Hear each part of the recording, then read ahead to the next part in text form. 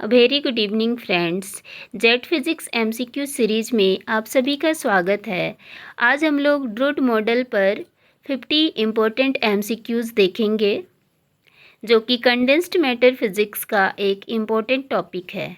इससे relevant questions पे हम अभी डिस्कशन करेंगे। तो चलिए स्टार्ट करते हैं। पहला क्वेश्चन है, Drude model treats electron as. Drude model जो है इलेक्ट्रॉन्स को कैसा ट्रीट करता है, as a wave, classical particle, bosons या फिर phonons. Friend, in Drude model electrons are treated as classical particles. So right answer classical particle, option number B. अब हम लोग क्वेश्चन नंबर 2 पे आते हैं। चार्ज ऑफ इलेक्ट्रॉन पूछा गया, तो ये तो सिंपल है। चार्ज ऑफ इलेक्ट्रॉन क्या होगा, -e। इसके बाद है next question, current density. Current density J is equal to होता है करंट पर यूनिट एरिया। तो इसको आफ्टर सिंप्लीफिकेशन आपको क्या मिल जाएगा, क्योंकि करंट का रिलेशन होता है I equal to NEA into VD। तो एरिया से एरिया क्या हो जाएगा, कैंसिल आउट होगा। तो हमारे पास क्या बचेगा, NE इंटू V बचेगा। वेयर जो V है ये क्या होगा, ड्रिफ्ट वेलोसिटी होगा। So right answer is option number B. Question number 5 है, drift velocity is proportional to.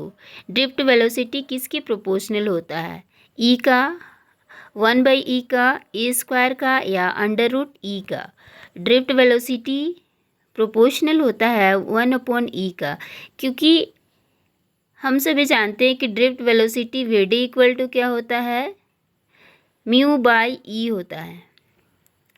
तो इसलिए जहाँ पे म्यू क्या है, मोबिलिटी होता है, तो VD is inversely proportional to E, या हम डायरेक्टली प्रोपोर्शनली कह सकते हैं 1/e। सो नेक्स्ट क्वेश्चन है, relaxation time represent. Relaxation time क्या रिप्रेजेंट करता है, एनर्जी को, कोलिजन टाइम को, वेलोसिटी या फिर डिस्टेंस को। Relaxation time that means time taken between two successive collision, so it represent collision time. Now Ohm's law arises from, Ohm's law कहाँ अराइज होता है, किससे पूछ रहा है, क्वांटम मैकेनिक्स से, ड्रूड मॉडल से, रिलेटिविटी या फिर ऑप्टिक्स से। So it arises from quantum mechanics. Right answer option number A, quantum mechanics. Now question number 8 है, mobility. Mobility mu is equal to, mobility mu equal to क्या होगा।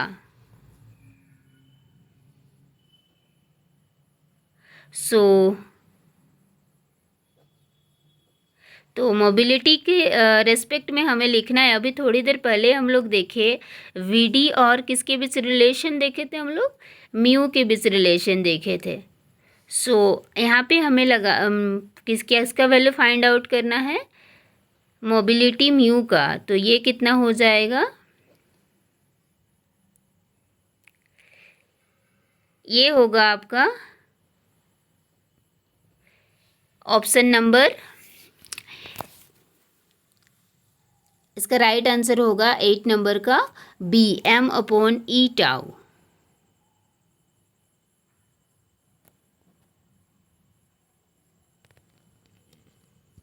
So correct answer is m/e tau, option number B। So question number 9 है, conductivity sigma. Conductivity sigma का formula पूछा गया है। तो J equal to क्या होता है, सिग्मा E होता है। अभी हम लोग करंट डेंसिटी निकाले, J equal to sigma E, या फिर थोड़ी देर पहले हम लोग देखे current density J equal to कितना आया था, ये आया था NeV।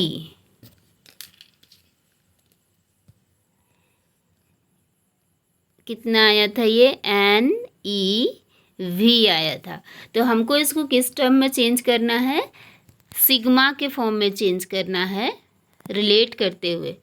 सो इसका राइट आंसर हो जाएगा Ne/m। सो इसका करेक्ट आंसर होगा ऑप्शन नंबर सी। उसके बाद है resistivity is inverse of. Resistivity किसका इनवर्स होता है? पहला ऑप्शन क्या है, करेंट, वोल्टेज, फिर है कंडक्टिविटी या फिर पावर।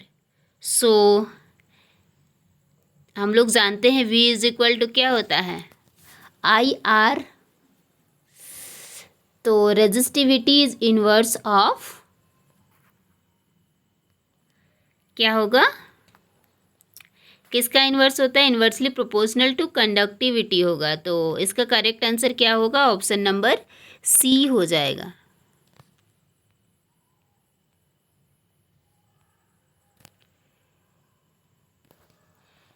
तो अब हम लोग बढ़ते हैं नेक्स्ट क्वेश्चन पर। VD equal to drift velocity VD पूछा गया है डायरेक्टली। तो इसका राइट आंसर क्या होता है, पूछ रहा है। तो पहला ऑप्शन है E/m। उसके बाद है E tau upon m, where tau is the relaxation time. E आपका इलेक्ट्रिक फील्ड है और स्मॉल e जो है वो चार्ज है, एलिमेंट्री चार्ज, या आप यूँ कहें तो चार्ज ऑफ इलेक्ट्रॉन। उसके बाद है me/e, फिर है टाउ अपॉन e। सो इसका करेक्ट आंसर हो जाएगा E tau upon m, option number B.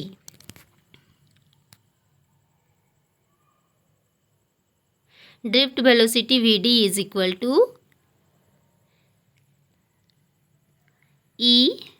E tau by m होगा।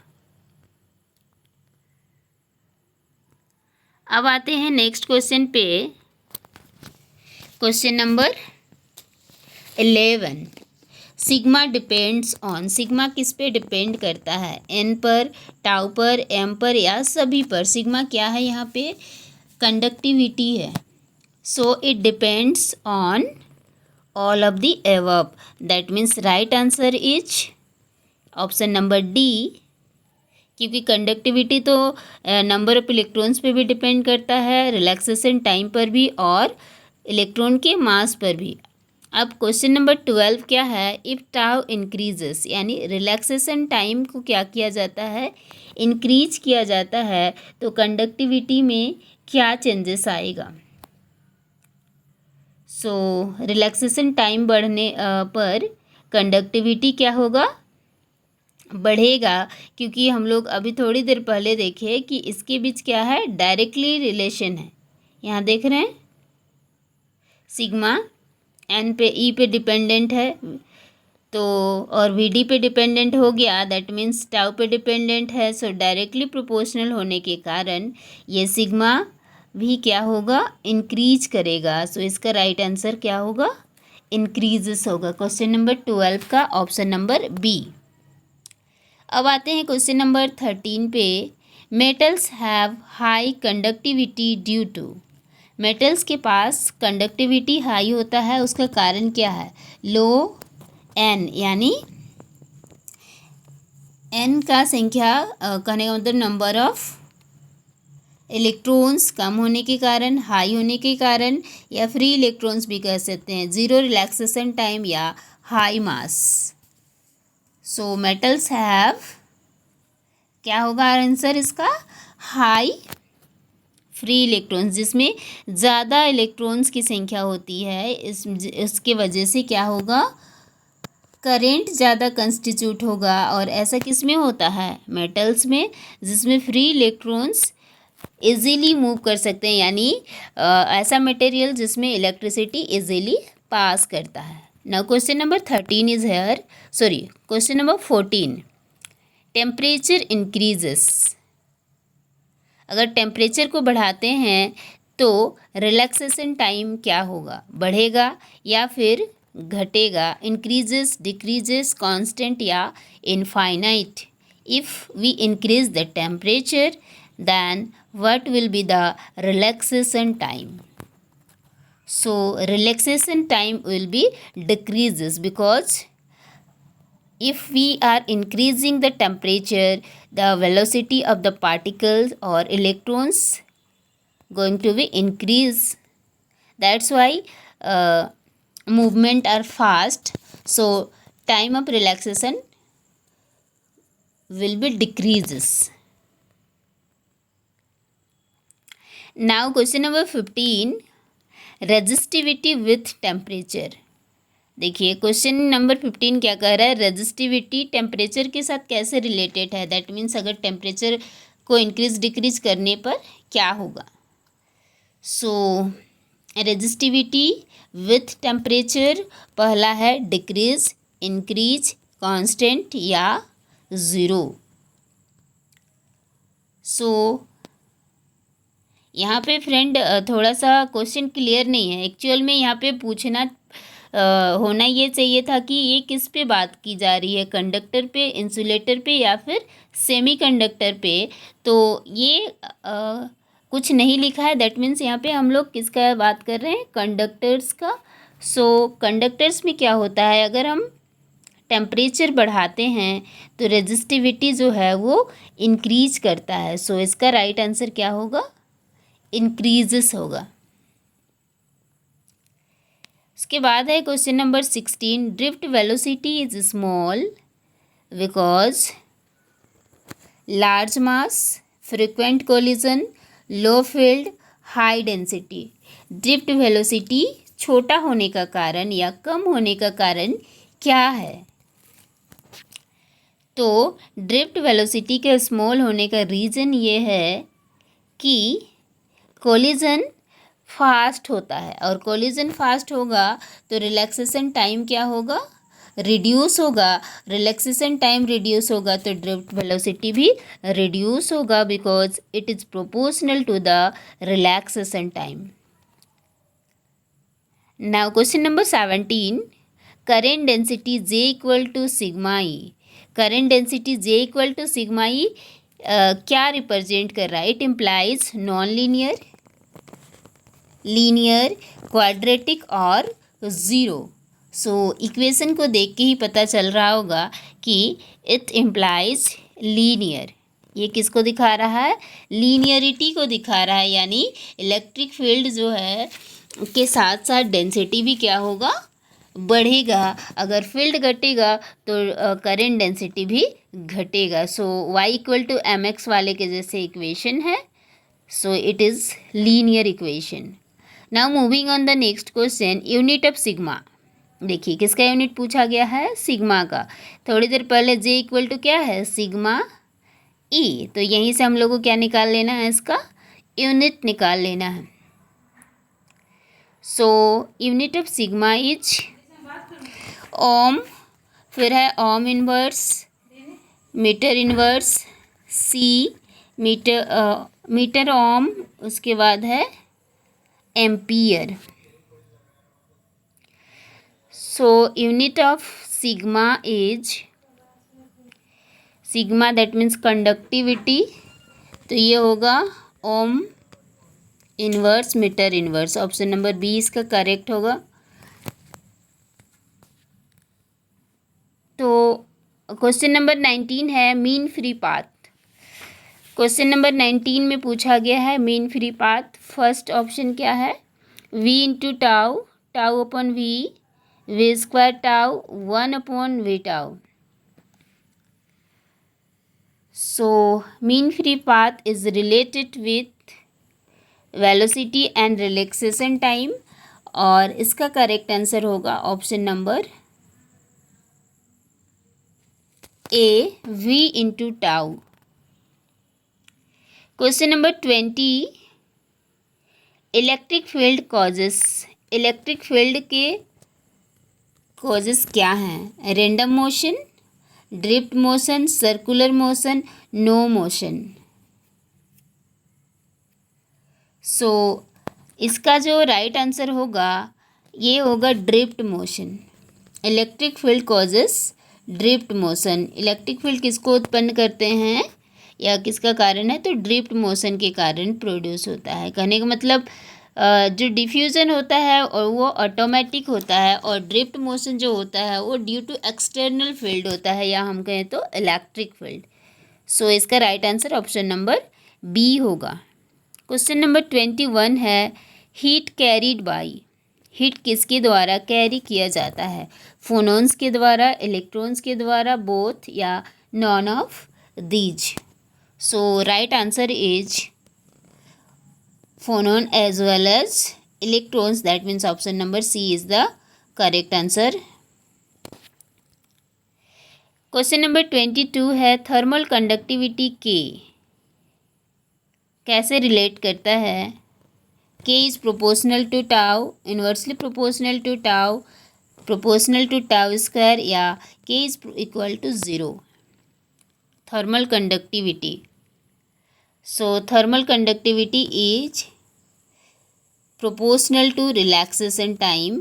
Option A is correct. Question number 23 है Wiedemann Franz law. Wiedemann Franz law का रिलेशन आपको बताना है। K upon sigma T equal to constant, फिर है sigma T into के, या K सिग्मा T कांस्टेंट के बराबर होगा। उसके बाद है K equal to sigma T, या none of this. So friend Wiedemann Franz law का रिलेशन होता है K upon sigma T equal to constant. So right answer option number A हो जाएगा। अब आते हैं क्वेश्चन नंबर 24 पे। लॉरेंज नंबर क्या पूछा गया है? लॉरेंज नंबर क्या है? तो पहला ऑप्शन है K अपॉन सिग्मा T, फिर है सिग्मा बाई K, उसके बाद KT, फिर है नॉन ऑफ दिस। फ्रेंड यहाँ पे K जो है ना वो और सिग्मा क्या है, इस पे कंफ्यूजन नहीं होना चाहिए। तो सिग्मा आपका है कंडक्टिविटी, T टेम्परेचर है, K आपका बोल्ट्जमैन कांस्टेंट है। सो वाइडमैन फ्रेंज लॉ में हम लोग अभी देखे K upon sigma T equal to क्या होता है?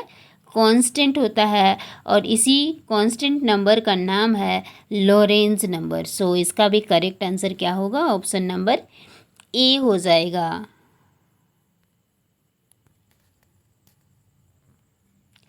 अब आते हैं क्वेश्चन नंबर 25 पे। Heat current is proportional to. Heat current जो होता है वो किसके प्रोपोर्शनल होता है? टेम्परेचर का, ग्रेडियंट का, वेलोसिटी का, या फिर मास का? Heat current is proportional to क्या होता है? ये ग्रेडियंट होता है। सो इसका राइट आंसर होगा ऑप्शन नंबर बी। इसके बाद है question number 26। Thermal conductivity increases with. Thermal conductivity किसके साथ इंक्रीज करता है? रिलैक्सेशन टाइम के साथ, inversely proportional to relaxation time, या मास के डायरेक्टली प्रोपोर्शनल, या फिर नॉन ऑफ दीज। सो अभी हम लोग थोड़ी देर पहले भी देखे थे ऐसा एक इक्वेशन।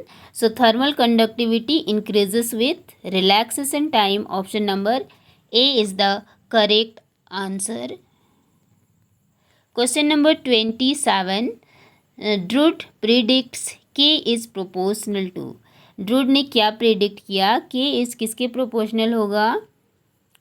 T का, 1/T का कांस्टेंट रहेगा, या फिर T स्क्वायर के प्रोपोर्शनल होगा। सो ड्रूड मॉडल के अकॉर्डिंग जो K होता है ये डायरेक्टली प्रोपोर्शनल होता है T का। What is T? T is the temperature. Question number 28। Specific heat is used in Drude is. Specific heat is used in Drude is classical, quantum, zero, या फिर infinite. तो जो स्पेसिफिक हीट यूज़ होता है वो कैसा होता है? क्लासिकल होता है। क्लासिकली स्पेसिफिक हीट को हम लोग यूज़ करते हैं। तो इसका राइट आंसर होगा ऑप्शन नंबर ए। इसके बाद है failure of Drude in heat capacity due to. Drude का हीट कैपेसिटी एक्सप्लेनेशन में फेल हो जाना उसका कारण क्या है? Classical assumptions, quantum correction, relativity या फिर ग्रेविटी। तो इसका है, क्योंकि इसको हम लोग क्लासिकली अजम्प किए थे, दैट्स वाई इसका राइट आंसर होगा classical assumptions, that's why Drude model failure. Now question number 30, heat transport mainly by electron in. जो हीट के ट्रांसफॉर्मेशन होता है इलेक्ट्रॉन के द्वारा, बेसिकली किस में देखने को मिलता है? मेटल्स में, इंसुलेटर में, वैक्यूम में या फिर प्लाज्मा में। So heat transport mainly bye electrons in, heat का ट्रांसफॉर्मेशन किस में होता है? इलेक्ट्रॉन्स के द्वारा, तो इन मेटल्स। इसका करेक्ट आंसर होगा ऑप्शन नंबर ए। तो इसी के साथ हम लोग अभी कितना क्वेश्चन डिस्कस कर लिए? 30 क्वेश्चन डिस्कस कर लिए और रिमेनिंग 20 क्वेश्चन हैं इधर। तो इसको हम लोग देखेंगे नेक्स्ट सेशन में, ताकि वीडियो ज़्यादा लेंदी ना हो। तो फिर मिलेंगे हम लोग नेक्स्ट सेशन में। तब तक के लिए आप इंजॉय करते रहिए, और वीडियो को अगर आपको पसंद आए तो लाइक, शेयर और सब्सक्राइब करें। और कुछ पूछना होगा तो आप कमेंट कर सकते हैं। Thank you, have a nice day.